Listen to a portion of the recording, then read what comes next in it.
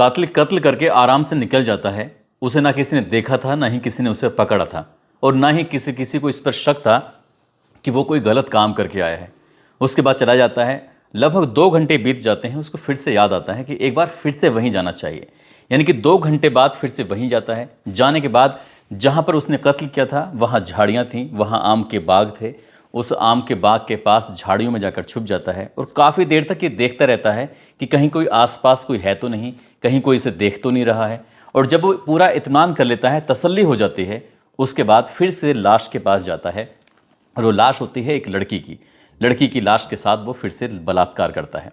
एक बार बलात्कार करता है, उसके बाद फिर से उसको संतुष्टि मिल जाती है, फिर दोबारा वो कोशिश करता है। उसके बाद फिर दूसरी बार भी वो सफलता प्राप्त हो जाती है। इसके बाद उसे कहीं ऐसा लगता है, जब तीसरी बार में उसके साथ गंदा और घिनौना कृत्य कर रहा था, उसे लग रहा था कि शायद कहीं कोई आहट सी हो रही है, कहीं कोई देख रहा है या फिर कोई आ रहा है।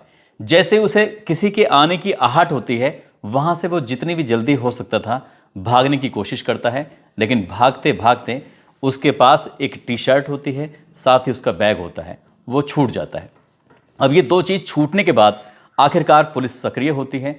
लगभग 400 पुलिस वाले इस मामले की जांच पड़ताल में जुट जाते हैं।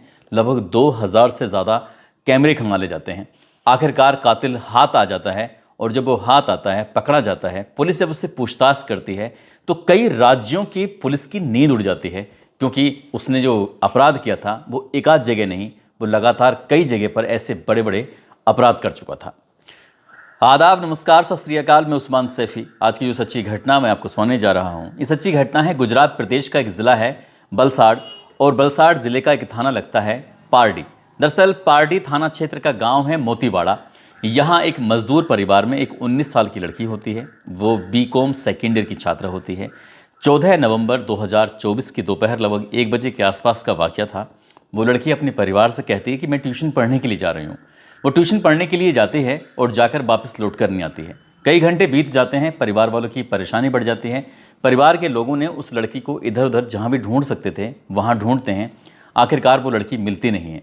जब लड़की मिलती नहीं है तो उसके बाद नज़दीकी पुलिस स्टेशन जाते हैं पारडी। वहाँ जाने के बाद पुलिस वालों से कहते हैं कि हमारी बेटी ट्यूशन पढ़ने के लिए घर से निकली थी, लेकिन वो वापस लौट कर नहीं आई है। पुलिस भी इस मामले को गंभीरता से लेती है, और गंभीरता से लेने के बाद उनसे पूछा जाता है कि वो किस किस रास्ते से जाती है और कहाँ कहाँ उसका आना जाना है, कौन कौन उसके दोस्त हैं, क्योंकि जब उसके मोबाइल पर बातचीत करने की कोशिश कर रहे थे तो उसका नंबर बंद था। आखिरकार पुलिस ने एक टीम गठित की, और टीम गठित करने के बाद जो उस इलाके के सीसीटीवी कैमरे थे, उन सीसीटीवी कैमरे को खंगाला जाता है। उदयवाड़ा रेलवे स्टेशन से होते हुए लड़की घर तो वापस आ रही है, लेकिन रास्ते में आने के बाद अचानक से गायब हो जाती है, घर नहीं पहुँचती। जब आसपास के सीसीटीवी कैमरे खंगाले जाते हैं, अब चाहे वो CFSL टीम हो, पुलिस की बाकी टीम हो, या डॉग स्क्वाड हो, कई तरह की टीमें थीं। अब वो कई तरह की टीमें उस इलाके के आसपास के एरिया को खंगालना शुरू कर देते हैं। अम्बावाड़ी के पास एक आम का बाग होता है। आम के बाग में जब पुलिस वालों ने और फोरेंसिक टीम और ये जो बाकी डॉग स्क्वाड टीम होती है, उन्होंने जो तलाश करने की कोशिश की, तो आम के बाग में उस लड़की की, जो कि 19 साल की लड़की होती है, बीकॉम सेकेंड ईयर की छात्रा होती है, उसकी लाश मिल जाती है। लाश को कब्जे में लेने के बाद उसका पोस्टमार्टम कराया जाता है। पोस्टमार्टम करने से पता चलता है कि लड़की का बलात्कार किया गया था, उसके मरने से पहले और साथ ही मरने के बाद भी। गला घोंटकर उसकी हत्या की गई थी।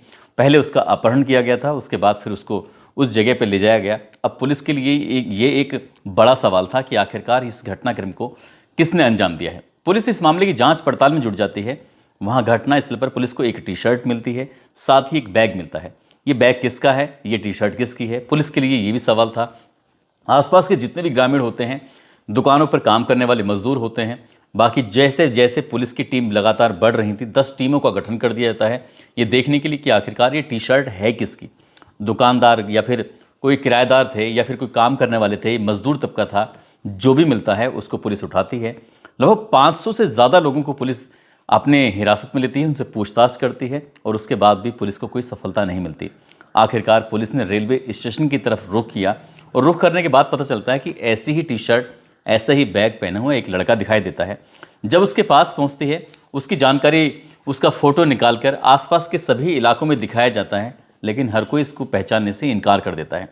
पुलिस आखिरकार परेशान हो जाती है, मुखबिर लगाए जाते हैं। कई दिन बीत जाते हैं। कई दिन बीत जाने के बाद आखिरकार पुलिस को एक लीड मिलती है, और कहीं से खबर मिलती है कि ये जो व्यक्ति है जिसको आप ढूंढ रहे हैं, जिसकी उम्र लगभग 30 साल के आसपास है, जिसका नाम राहुल सिंह जाट है। इसके बाप का नाम करमबीर होता है, जो कि बाप इसका कई साल पहले मर चुका है। रोहतक, जो कि हरियाणा प्रदेश का एक ज़िला है, वहाँ का ही एक गांव लगता है मोखरा। ये मोखरा का रहने वाला होता है। पुलिस जब इसके बारे में पता करने की कोशिश करती है, पुलिस इसके गांव पहुंचती तो पता चलता है कि कक्षा 5 में जब ये आया था तब से ही इसने चोरी की आदत डालनी थी। खासकर ये साइकिल चुराया करता था, अपने दोस्तों के साथ मिलकर कभी कुछ इस तरह से चोरी करना इसकी एक आदत बन जाती है। कभी कभी लूट को भी अंजाम दिया करता था। यही नहीं, जब कोई रास्ते में ट्रक होते थे, ट्रकों को रोककर उसमें या तो लिफ्ट लिया करता था, लिफ्ट लेने के बहाने वहाँ चोरी कर लिया करता था। यही नहीं, जो ट्रक हाईवे के किनारे खड़े हो जाते हैं उन खड़े ट्रकों में भी चोरी करता है। घर वालों के पास रोज़ कोई ना कोई शिकायत आया करती थी, इसलिए घर वालों ने उसको अपनी संपत्ति से बेदखल कर दिया। उसके आगे हाथ जोड़कर कहा कि तुम यहाँ से चले जाओ। वो विकलांग था, हालांकि ड्राइवर बनना चाहता था, लेकिन ड्राइवर वो इसलिए नहीं बन पाता है क्योंकि वो विकलांग होता है। उसका सपना ही ये था। लेकिन उसने जो चोरी करने की आदतें डाली, अपने सर्टिफिकेट वगैरह जो तैयार होते हैं, उसके बाद वो किसी भी ट्रेन की डिब्बे में बैठ जाया करता था। बैठने के बाद और कहीं भी, क्योंकि उसे फ्री की यात्रा का अवसर मिल जाता है, भारत सरकार की तरफ से बताया जाता है कि जो विकलांग होते हैं वो गाड़ियों में फ्री घूम सकते हैं। इसी का उसने फ़ायदा उठाया और वो अपना किसी भी इलाके में, उसके लिए कोई एरिया नहीं था, चाहे वो उत्तर प्रदेश हो, हरियाणा हो या फिर महाराष्ट्र हो, पश्चिम बंगाल हो, कोई सा प्रदेश हो, वो किसी भी प्रदेश की ट्रेन में बैठा और आराम से घूमना उसने शुरू कर दिया। पुलिस को उसके गांव से उसका मोबाइल नंबर मिल जाता है और जो मोबाइल नंबर मिल जाता है, पुलिस उस मोबाइल नंबर के आधार पर ट्रेस करती है। ट्रेस करने के बाद उसकी आखिरकार लोकेशन पता चलती है पश्चिम बंगाल में।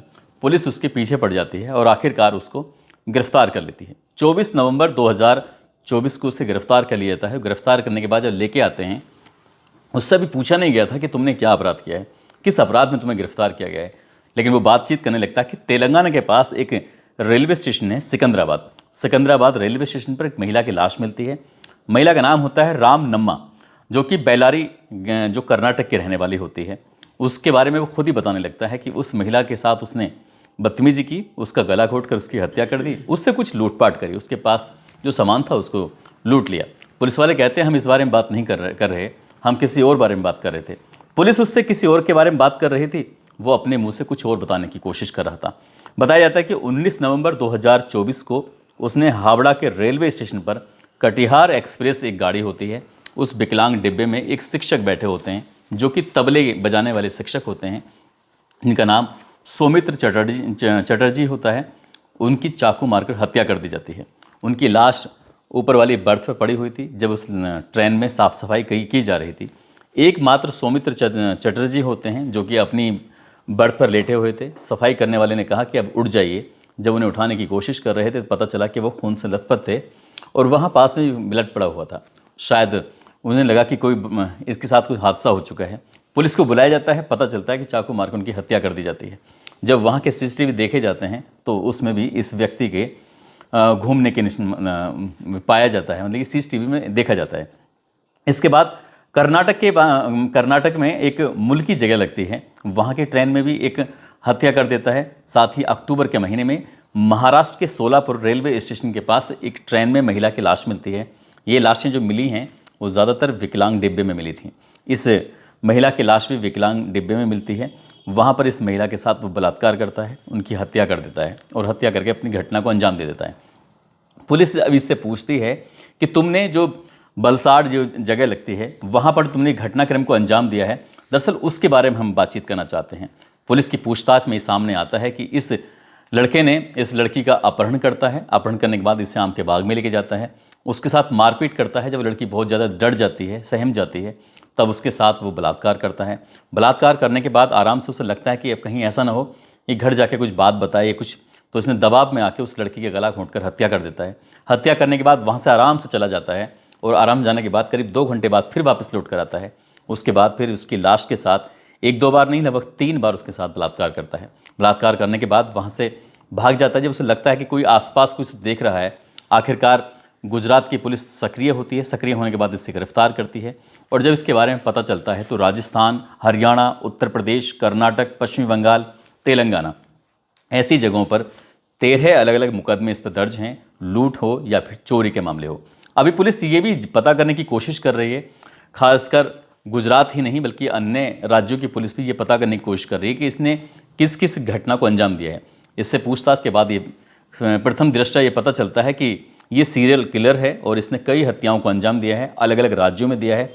अभी ये पुलिस की रिमांड पर है और कोर्ट से रिमांड का टाइम भी लिया हुआ है। इस रिमांड पर पूरी होने के बाद ही पता चल सकेगा कि आखिरकार इस व्यक्ति ने कितनी घटनाओं को अंजाम दिया है। लेकिन जैसे ही राहुल जाट के बारे में पता चलता है तो लोग सन्न रह जाते हैं, सोचने पर मजबूर हो जाते हैं कि एक व्यक्ति आखिरकार इतना क्रूर कैसे हो सकता है। दोस्तों, इस पूरे घटनाक्रम को सुनाने का उद्देश्य किसी को परेशान करना नहीं है, किसी का दिल दुखाना नहीं है, बल्कि आपको जागरूक करना है, आपको सचेत करना है। और जाते जाते आज रामपुर के रहने वाले साकिब खान हैं, दीपेंद्र यादव हैं, नोएडा से राहुल शर्मा हैं, फैज़ाबाद से सोहेल सिद्दीकी हैं, दिल्ली से धीरेन्द्र सक्सेना, रायबरेली से विनोद कुमार, छत्तीसगढ़ से कोमल सिंह, काजल पांडे, कुशीनगर से नूर मोहम्मद सिद्दीकी, बिजनौर से जयपाल त्यागी, मध्य प्रदेश से रवि कोल, फर्रुखाबाद से तारा सिंह, पटना से रियांश यादव, बिहार से प्रवीण कुमार, रामपुर से फैज़ रज़ा, मथुरा से चेतन शर्मा, झांसी से डॉक्टर अजय कुमार, कानपुर से विपिन ठाकुर, अनमोल सिंह, अनिल चौधरी, इन लोगों ने नाम लेने की अपील की थी। आप सब लोग अपना ख्याल रखें, सुरक्षित रहें। जय हिंद, जय भारत।